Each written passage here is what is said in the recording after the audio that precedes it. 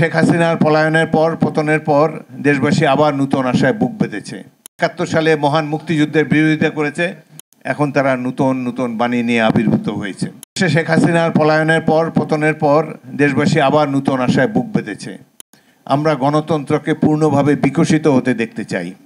কয়েকটি বিষয়ে মৌলিক সংস্কার করার জন্য উদ্যোগ গ্রহণ করেছেন আমাদের দল বিএনপি থেকে।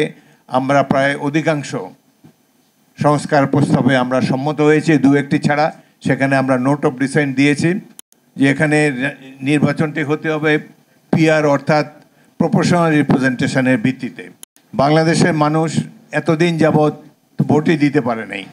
এখন যেহেতু ভোট দেওয়ার সময় এসেছে, একটা সুযোগ এসেছে, আমি মনে করি আগামী নির্বাচনটি বিদ্যমান পদ্ধতিতে, অর্থাৎ এখন যে পদ্ধতি চালু আছে, জনগণের ভোটাররা একজন ব্যক্তিকে বেছে নিতে পারে, সেই ভিত্তিতে নির্বাচন হওয়া উচিত।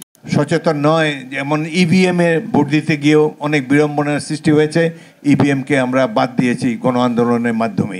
পিআর সিস্টেমে দেশের সাধারণ মানুষ একজন ব্যক্তিকে ভোট দিতে চায়, যিনি সুখে দুঃখে দেশবাসীর পাশে থাকবেন, যার কাছে গেলে পুলিশের অত্যাচার এবং অন্যান্য সমাজপতিদের অত্যাচার, নানান ধরনের গ্রামাঞ্চলে বা শহর অঞ্চলে দুর্বৃত্তদের হাত থেকে রক্ষা পাওয়ার জন্যে, আশ্রয় নেওয়ার জন্যে একজন ব্যক্তি যাকে সংসদ সদস্য তারা নির্বাচিত করে, তার কাছে তিনি হলেন তাদের কাছে আপাতত প্রধান আশ্রয়স্থল। ৭১ সালে মহান মুক্তিযুদ্ধের বিরোধিতা করেছে, এখন তারা নতুন নতুন বাণী নিয়ে আবির্ভূত হয়েছে।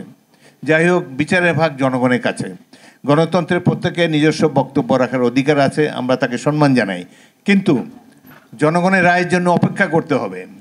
তারা তাদের ম্যানিফেস্টো দিয়ে, নির্বাচনী ম্যানিফেস্টোতে তাদের যাবতীয় কর্মকাণ্ডের কথা প্রচার করতে পারে।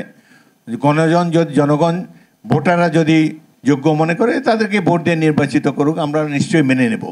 কিন্তু নানা ধরনের আজব আজব থিওরি দিয়ে নির্বাচনকে বিলম্বিত করা বা নির্বাচন যাতে না হোক সে ধরনের পরিবেশ সৃষ্টি করা মোটেই কাম্য নয়।